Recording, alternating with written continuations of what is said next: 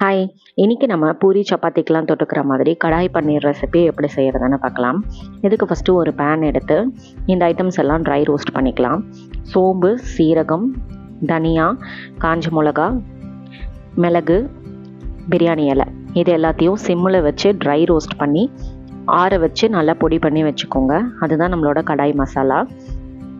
இதுக்கப்புறமா ஒரு பேனில் கொஞ்சமாக எண்ணெயும் பட்டரும் சேர்த்து நல்லா சூடு பண்ணிவிட்டு அதில் சீரகம் மட்டும் தாளித்து பொடியாக நறுக்கின வெங்காயம் சேர்த்து நல்லா வதக்கிக்கோங்க. வெங்காயம் இந்த அளவுக்கு வதங்கினதுக்கப்புறமா இதில் இஞ்சி பூண்டு பேஸ்ட்டு ஆட் பண்ணிக்கோங்க.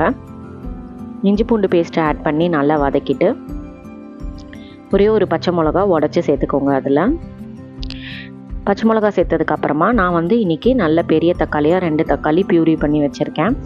அந்த தக்காளியை பியூரியை அதில் ஆட் பண்ணிக்கலாம். தக்காளி பியூரி ஆட் பண்ணி நல்லா கலந்ததுக்கப்புறமா நம்ம மசாலாஸ்லாம் ஆட் பண்ணிக்கலாம். இந்த டிஷ்ஷுக்கு தேவையான உப்பு, மஞ்சப்பொடி, தனியா பொடி, காஷ்மீரி ரெட் சில்லி பவுடர் இதெல்லாம் சேர்த்து நல்லா கலந்து விடுங்க. இதோட பச்சை வாசனையாக போகிற அளவுக்கு நல்லா கொதித்து வற்றி வரட்டும். இந்த அளவுக்கு நல்லா வற்றினதுக்கப்புறமா நம்ம ரெடி பண்ணி வச்சுருந்த கடாய் மசாலாவை அதில் ஆட் பண்ணிடலாம். அந்த மசாலாவை போட்டு நல்லா கலந்து விட்டுட்டு ஒரு டம்ளர் போல் தண்ணி ஆட் பண்ணிக்கலாம்.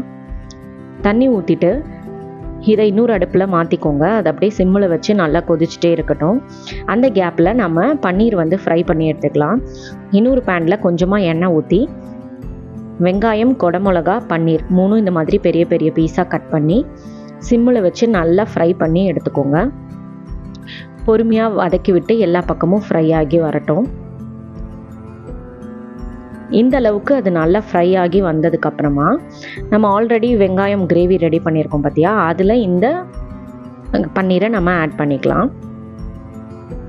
பாருங்கள், நம்ம ஊற்றின தண்ணியெல்லாம் வற்றி மசாலா வாசனை எல்லாம் போய் ரெடி ஆகிடுச்சு. இந்த ஸ்டேஜில் நம்ம ஃப்ரை பண்ணி வச்சுருந்த பன்னீர் ஆட் பண்ணி நல்லா கலந்துருங்க.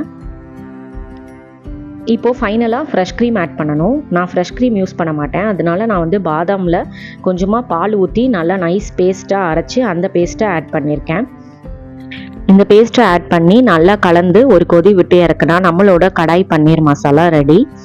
ட்ரை பண்ணி பார்த்துட்டு எப்படி இருந்துச்சுன்னு சொல்லுங்கள். நல்லா சாப்பிடுங்க, நல்லதையே சாப்பிடுங்க. அடுத்த வீடியோவில் பார்க்குறேன். பாய்.